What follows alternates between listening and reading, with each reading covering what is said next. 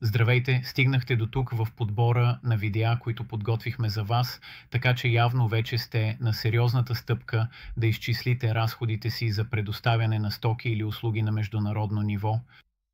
Въпреки че ще има променливи разходи в зависимост от държавата на доставка, след като веднъж изработите една формула за изчисляване на разходите, ще ви бъде лесно да я адаптирате и за други държави, нали? Нека не губим време и да започваме.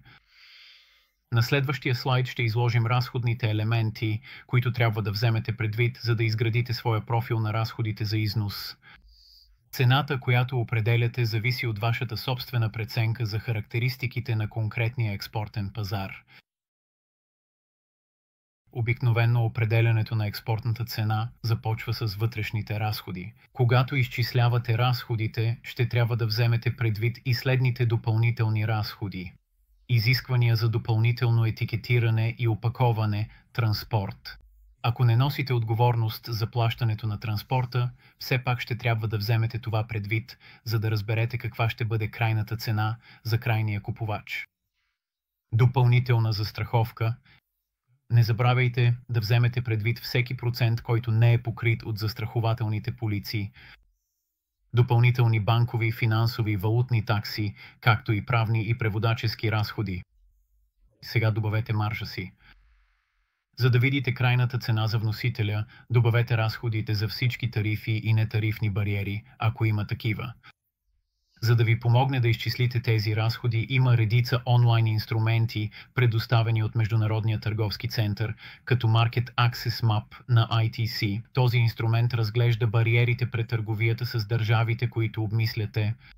Легакарта на ITC предлага глобален преглед на многостранните правила, които могат да повлияят на вашите продукти при износ за определени държави.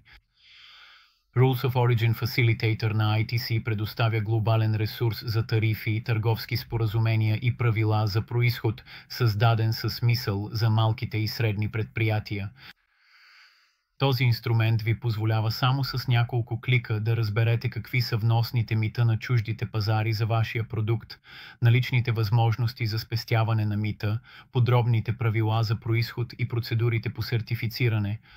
Global Trade Help Desk на ITC показва съответните задължителни изисквания за внос на конкретни стоки в определени държави. Връзки към тези инструменти са предоставени в описанието подолу. След това трябва да прецените дали тази цена е конкурентна на съответния вносен пазар.